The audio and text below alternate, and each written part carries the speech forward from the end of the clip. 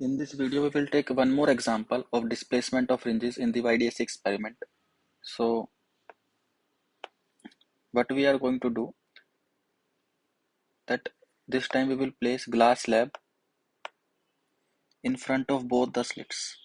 ठीक है, तो सपोज S1 के सामने हमने जो ग्लास स्लैब रखा है उसकी थिकनेस हमारे पास कितनी है T1, उसका रिफ्रैक्टिव इंडेक्स कितना है μ1।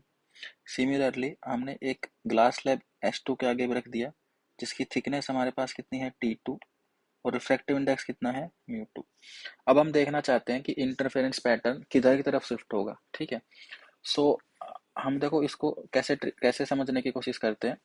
मान लेते हैं कि अगर हम सिर्फ ग्लास स्लैब S1 के रास्ते में रखते हैं, है ना, अगर S1 के रास्ते में ग्लास स्लैब रखते तो पूरा का पूरा पैटर्न किधर की तरफ शिफ्ट हो रहा था, ऊपर की तरफ शिफ्ट हो रहा था। कितने अमाउंट से, delta equals to mu minus one t d by d, right. इतने अमाउंट से हमारे पास पूरा का पूरा पैटर्न ऊपर की तरफ शिफ्ट हो रहा था। अगर हम इस ग्लास स्लैब को नीचे वाले के स्लिट के आगे रख रहे थे तो फिर पूरा का पूरा पैटर्न नीचे की तरफ शिफ्ट हो रहा था बाय द सेम अमाउंट, है ना।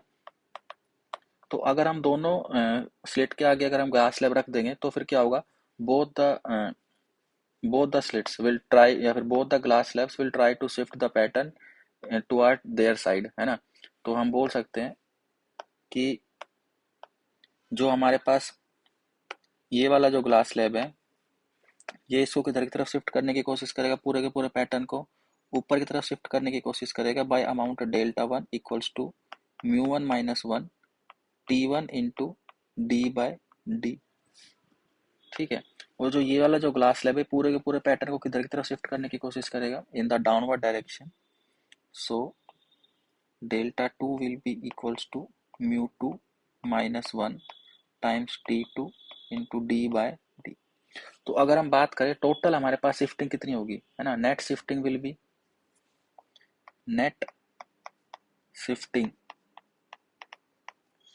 B delta one minus delta to लिख सकते हैं, है ना।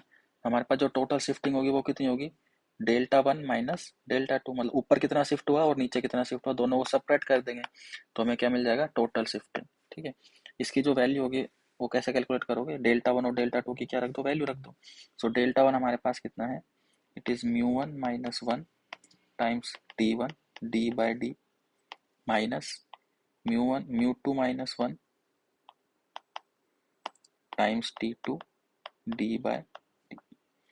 सो this is how we will calculate this delta, है ना। तो अगर हमारे पास मान लो डेल्टा पॉजिटिव आया, इफ इट इज पॉजिटिव तो शिफ्टिंग किधर होगी, अपवर्ड। ठीक है, अपवर्ड शिफ्टिंग। अगर हमारे पास ये नेगेटिव आता है तो फिर शिफ्टिंग हमारे पास किधर होगी, नीचे की तरफ।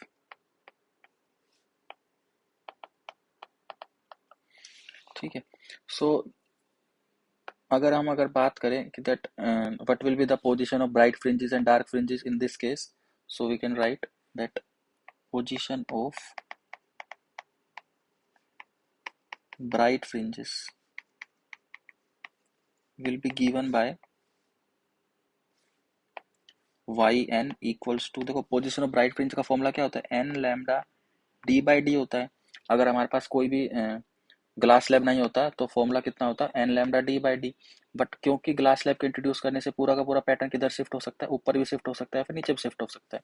तो whole pattern will shift by amount delta one minus delta two. तो हम यहाँ पे ऐड कर देंगे delta one minus delta.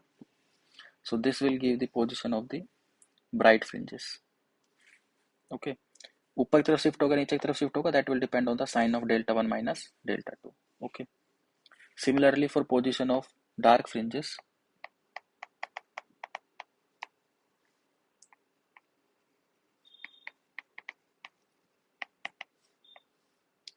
we will say yn will be equals to n plus 1 by 2 lambda d by d plus delta 1 minus delta 2. Okay, so this is how we can calculate the position of dark fringes. अगर fringe width की बात करें then fringe width in this case will not going to change, right, because fringe width change नहीं होगी, तो fringe width का जो formula रहने वाला है वो तो हमारे पास क्या रहेगा, it will remains lambda d by d, it will remains same